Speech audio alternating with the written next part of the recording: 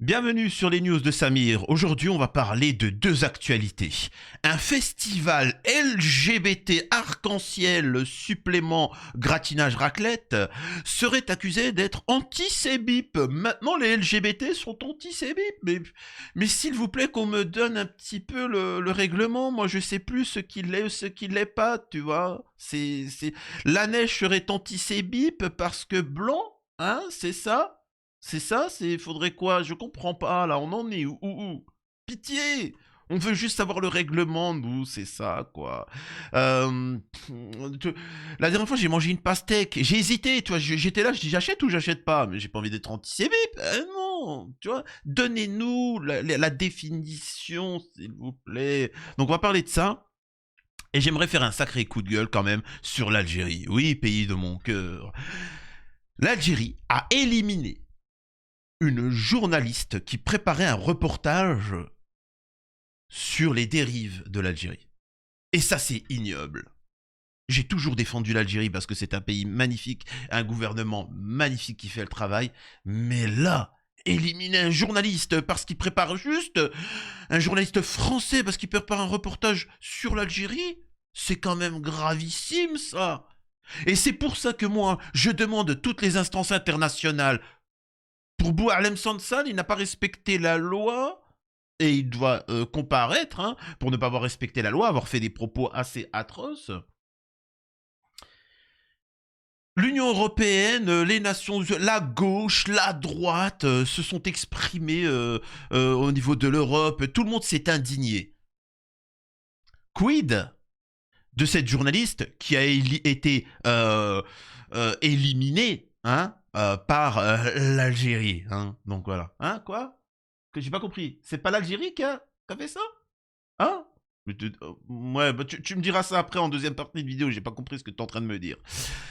Alors, avant ça, bien évidemment, je vous invite à vous abonner, laisser un petit commentaire, un like pour le référencement. C'est important pour soutenir la chaîne. Et on va pouvoir démarrer tout de suite sur le concret. Je découvre en même temps que vous un festival LGBTQ+, accusé d'antisémip ne sera plus subventionné par la région Île-de-France. Eh ben tiens, l'une des membres du jury du festival Chéri Chéri, Julia Layani, a été doucement mais sûrement mis à la porte avant la cérémonie.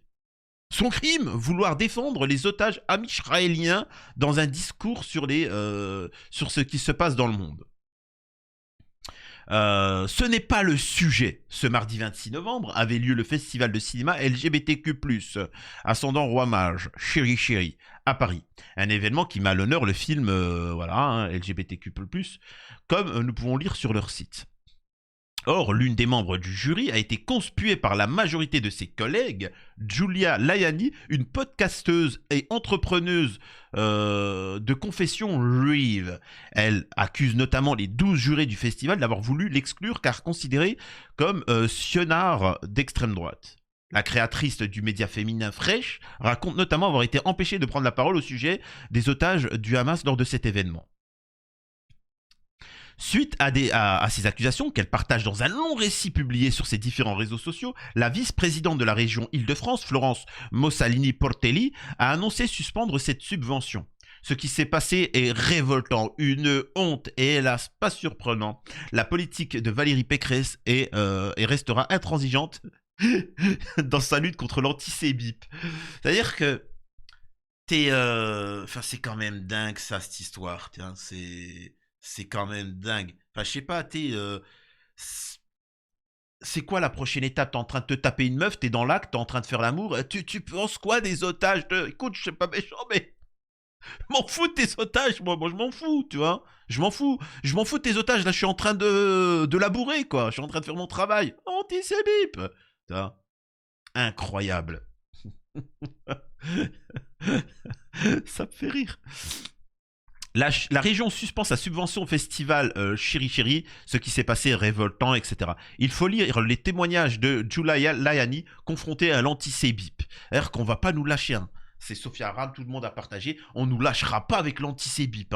Oh, ils veulent qu'on en bouffe matin, midi et soir. Et ce qui est bien, c'est qu'au bout d'un moment, comme le chocolat, à trop en manger, on en devient écœuré, tu vois. Ça, c'est fini. De ce côté, l'organisme, en place depuis 1994, a réagi le lendemain dans un communiqué publié sur leur compte X et montre patte blanche en affichant son indignation la plus totale.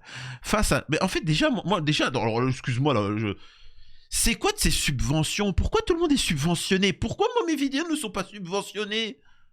Pourquoi moi, je peux pas gagner de la thune? Subventionnez-moi, je suis un média indépendant. Je donne mon point de vue, je suis suivi par des citoyens français. Pourquoi on me subventionne pas? On subventionne tout ce qui bouge.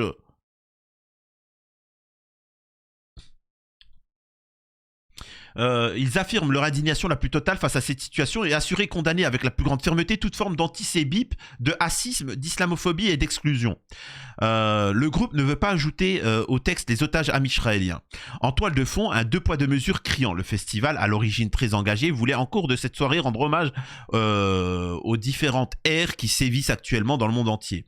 Mais une communauté bien particulière de victimes ne devrait pas être évoquée, les otages amish-israéliens du Hamas. Comme le détaille Julia dans un post publié sur Instagram jeudi dernier, les membres du jury devaient évoquer les victimes de Gaza au Liban et de l'Iran. La podcasteuse propose alors par mail d'évoquer également les otages amish-israéliens. Silence.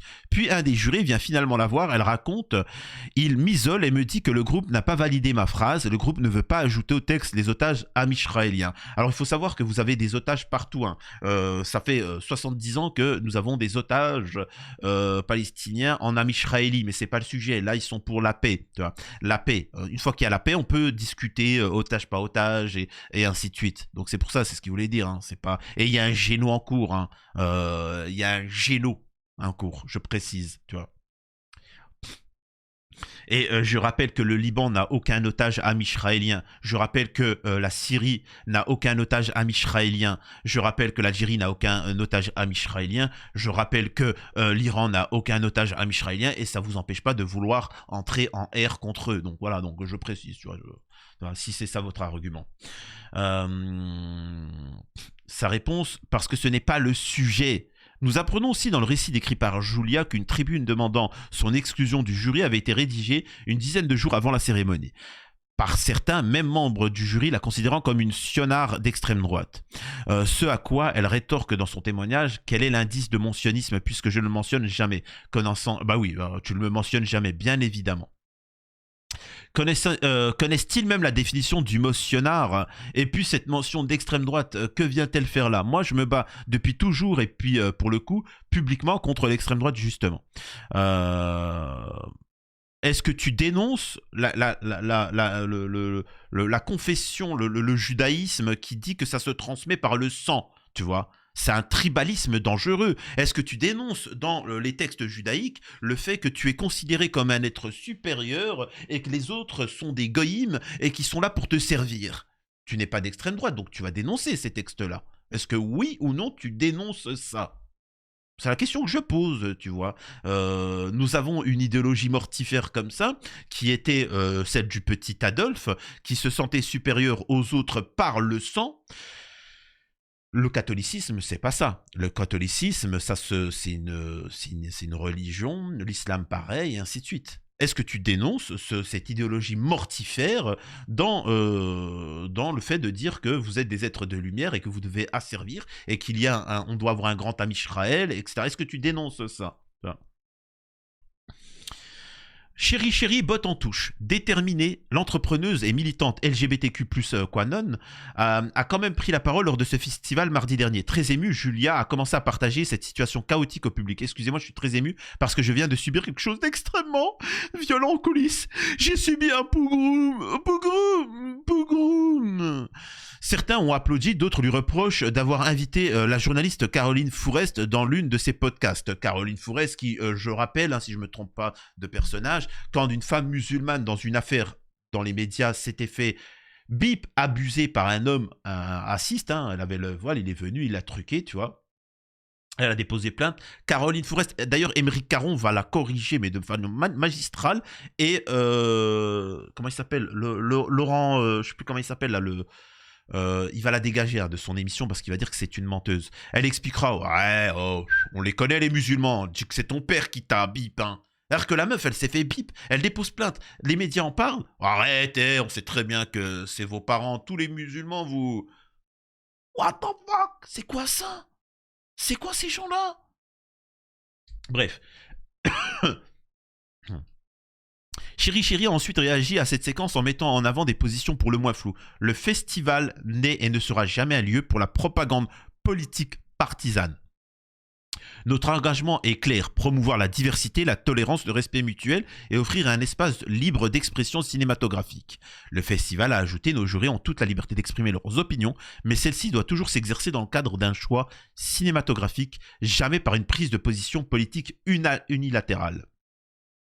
Donc voilà, c'est-à-dire que maintenant vous avez compris, c'est anti-Cébip, ça fait... En fait, on pourrait s'en fiche de ce sujet-là, mais voilà, on en parle bien évidemment et ainsi de suite, etc. On met ça en avant, comme avec l'affaire de Boualem Sansal qui est mise en avant pour tomber sur l'Algérie contre les intérêts de la France. Donc ça, c'est une chose. Maintenant, on va rentrer dans le vif du sujet. Et oui, l'Algérie va prendre cher. Parce que c'est gravissime. C'est gravissime ce qui se passe et que personne n'ose en parler dans les médias. Est-ce qu'on va en parler sur TPMP? Est-ce que toute la droite française? Est-ce que Rima Hassan vend? Est-ce que toute la gauche? Alors j'aime bien mettre un peu... j'aime bien mettre un peu la pression sur Rima Hassan et sur la gauche pour un peu les obliger à parler, tu vois. Ça, c'est une manière de, tu vois. C'est un petit peu, hop. Attention si vous ne parlez pas de ça. Hein. Ah, ok, d'accord. Ben, on va en parler, tu vois. Donc voilà. C'est aussi ça mon but. Hein. La journaliste et documentariste Marine Vlahovic, retrouvée décédée chez elle à Marseille. Journaliste française. Écoutez, le corps de la journaliste Marine a été retrouvé à son domicile situé dans le premier arrondissement de Marseille, rapporte la Provence ce mercredi 27 novembre. La journaliste et documentaliste Marine, voilà, Marine Vlahovic a été retrouvée sans vie sur le toit terrasse de son appartement dans le premier arrondissement de Marseille. Une enquête ouverte. Inquiets de ne pas avoir de ses nouvelles, ses amis se sont rendus à son domicile lundi matin et ont découvert le corps de la journaliste. Sa mort pourrait être survenue quelques jours plus tôt. Une enquête a été ouverte et une autopsie demandée pour déterminer les causes de son décès. Aucun élément indique une piste bien évidemment criminelle. Toutefois, confier une source policière circuler, on va l'incinérer, il n'y a plus rien à voir. Ancienne correspondante à Alger, Ramallah, excusez-moi, en fait j'avais mal lu. Marine Vlahovic, âgée de 39 ans, avait notamment travaillé pour Arte Radio où elle racontait dans son podcast primé, Carnet de correspondance, son expérience de journaliste à Alger, à Ramallah en Cisjordanie de 2016 à 2019. Son dernier podcast était consacré aux voix de Gaza. Excusez-moi, je fais des petites erreurs parfois. Elle avait décidé de quitter la Palestine pour s'installer à Marseille après un passage en Égypte et au Liban. Elle avait collaboré avec RFI, Radio France, Le Soir ou encore la radio-télévision suisse RTS. Donc voilà, donc là c'est les hommages qui lui rendent. Notre amie Marine nous manque cruellement, comme son travail va manquer au paysage du documentaire audio. Macron n'a toujours pas fait hommage à cet individu-là, hein, n'a toujours pas dénoncé la situation c'est gravissime quand même, c'est une journaliste française. On sait que pour Boualem Sansal, toute la caste politique française s'est agitée, toute la caste politico-médiatique, au point où même au truc à la Commission européenne, ils en ont parlé. Quid de cette femme qui dénonce l'Algérie, hein, tu vois, c'est quand même dingue. Alors on me dit qu'apparemment elle dénonce Israël. Ah pardon, excusez-moi, je comprends mieux pourquoi personne n'en parle. Je croyais que ça parlait de l'Algérie, pardon, tu vois. Donc on fait quoi, comme Boualem Sansal, on fait quoi? Ah non, on n'en parle plus? Ok, d'accord, on n'en parle plus de Marine. Ok. Marine, une journaliste, nous a quittés de façon étrange parce qu'elle préparait un gros reportage sur Israël. Et on n'en parle pas. Aucun hommage, rien du tout. Par contre, Boualem Sansal, alors que je rappelle que Boualem Sansal, il n'est pas... Certains me disent, Samir, il est en prison. Il n'est pas en prison. On me dit, Samir, et si tu défends le gouvernement algérien? Le gouvernement algérien n'existe pas. Mais tu es complètement fou. L'Algérie, il s'est fait arrêter en Algérie. Mais l'Algérie n'existe pas, Billy. C'est toi qui me le dis. L'Algérie n'existe pas. Eh ben, ça n'existe pas. Tu vois? Il est en train de se prendre des claques dans la gueule. Non. il ne se prend pas de claques vu que les Algériens n'existent pas. Les claques qu'il reçoit, ils n'existent pas. Hein. Donc voilà, tu n'existes pas, circuler. Et puis vous remarquez que Boualem Sansal, maintenant plus personne n'en parle, circuler. Alors qu'il a joué le malin, maintenant, salut, tu vois, bon courage, tu vois. Allez, on écoute. Non, non, moi je voudrais que ça s'arrête dès maintenant, parce qu'il y a tellement de vies humaines qui sont en jeu. Il y a les morts à honorer, et puis il y a aussi moi ce que j'appelle les morts vivants. Moi j'ai pu rencontrer, voilà, parler avec des gens qui ont pu être évacués de Gaza, et ils ne seront plus jamais les mêmes. Et il y en a même certains ou certaines que j'ai même pas reconnues physiquement ou à leur voix. Et je me demande comment la société gazaoui, qui est aussi une société en soi, va pouvoir se remettre de ça. Et comment les Palestiniens vont avoir voix au chapitre. Ils ne sont pas allés aux urnes depuis 2006. Il va falloir aussi qu'ils fassent partie de cette solution, parce que sinon, voilà, ça sera d'autres guerres sans fin, d'autres. Il faut aussi qu'ils soient impliqués eux-mêmes à ce processus. Et voilà. Enfin, je suis pas pessimiste. Moi, je reste quand même optimiste malgré les histoires horribles que j'entends tous les jours. Je pense que on se rendra compte de l'ampleur de ce qui s'est passé à Gaza, de ce qui se passe à Gaza, malheureusement trop tard, et on dira ah ok, en fait c'était une guerre sur Instagram. Beaucoup ont détourné le regard, n'ont pas voulu voir les images parce que les journalistes occidentaux. Là, alors moi je suis en total désaccord avec ce qu'elle dit. Hein. Tout le monde sait ce qu'il en est. Hein. Tout le monde voit, tout le monde sait ce qu'il en est. Hein. Faut arrêter de dire on sait pas. Vous savez, c'est juste... bref, bon, je vais pas redévelopper le point de vue. Marit Vlahovic, journaliste et documentariste engagée, a été retrouvée morte à Marseille après des mois de pression liés à son travail courageux sur le génome en Palestine. Elle a payé le prix de son courage, dénonçant l'indicible au péril de sa vie, intimidée mais jamais réduite au silence, jusqu'à maintenant. Son combat résonne encore, pensée émue pour sa famille et ses proches, soutien aux journalistes intègres, la vérité ne doit jamais mourir. Donc ça c'est les hommages rendus, etc. Elle travaillait sur un documentaire sur le génome à Gaza et exposait les crimes de guerre. J'attends de voir Manon Aubry, j'attends de voir Ercilia Soudeiss, j'attends, parce qu'ils ont dénoncé qu'en Tunisie, il y a eu des élections démocratiques, mais que ça leur plaisait pas le résultat. J'attends de voir Rima Hassan, j'attends de voir Mathilde Panot parler, rendre hommage. J'attends la ministre de la Culture française s'exprimer et dire que c'est choquant ce qui vient de se passer au-delà. Hein, parce que même si on nous dit, on étouffe l'affaire, on nous dit que c'est normal, elle est morte. Après, elle est peut-être morte de vieillesse. Hein. Elle avait 39 ans, tu vois, 39 ans. C'est vrai qu'on est en 1900, enfin on est en 1500. Hein. C'est-à-dire que là, on peut mourir de vieillesse à 40 ans à l'époque, mais apparemment, elle est morte de vieillesse, tu vois. Ou peut-être, attention, théorie, pour ceux qui suivent ma chaîne, c'est le fameux écureuil volant qui avait... vous savez, on nous avait raconté l'histoire de Émile. Vous savez, le petit Émile qui était truqué. Peut-être que c'est ce fameux qui l'avait pris, hein, qui l'avait ramené dans la forêt et qui l'avait éliminé, et voilà. Alors peut-être c'est ce fameux écureuil volant. Ah bah dis donc, cet écureuil volant, ah, il est sacrément virulent, tu vois. Donc le ministre de la Culture, Rachida Dati, exprime-toi, Rachida Dati. Oh. Alors, on a un journaliste français qui a été éliminé. Alors, c'est sûr que c'est pas l'Algérie. Donc voilà, elle ne critiquait pas l'Algérie et les musulmans. Donc forcément, ça, c'est pas très intéressant pour vous. Hein, donc, et ça, c'est un fait. Donc, hommage à Marine et à sa famille. Hommage aussi à tous ceux qui luttent et qui dénoncent cette haine et qui risquent leur vie. Faut bien que vous compreniez que les gens qui dénoncent à Michel, etc., c'est aussi ils risquent leur vie. Donc, et en retour, ils n'ont rien. C'est-à-dire qu'ils n'ont pas un soutien quelconque. Hein. Critiquer les musulmans ou autres, on vous mettra en avant, vous gagnerez de l'argent et ainsi de suite. Hein. Alors que faire par exemple ce que je suis en train de faire, on en prend plein la gueule et puis c'est tout. Hein. Puis on gagne rien, on gagne pas un copec. Hein. C'est bien précisé. Donc voilà. Je trouve ça un peu bizarre que pour Boualem Sansal, ça fait la une de tous les médias. Et là, on ne parle pas de cette journaliste. Bon, bah, écoutez, c'est comme ça. Dites-moi ce que vous en pensez. Je compte sur vous pour vous abonner. Pour ceux qui veulent faire un don, n'hésitez pas. Vous pouvez faire un don sur YouTube ou ailleurs, sur Tipeee. Bon voilà. Vous vous connaissez.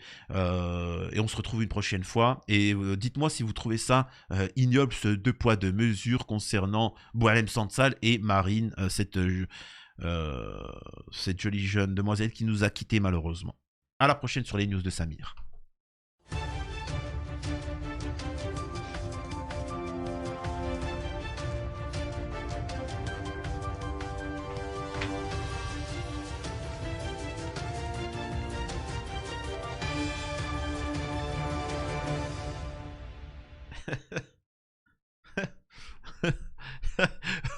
Alors bon, là je vous fais quelque chose, mais forcément vous allez le voir. Je crois que je vais mettre une vignette pour taquiner, tu vois.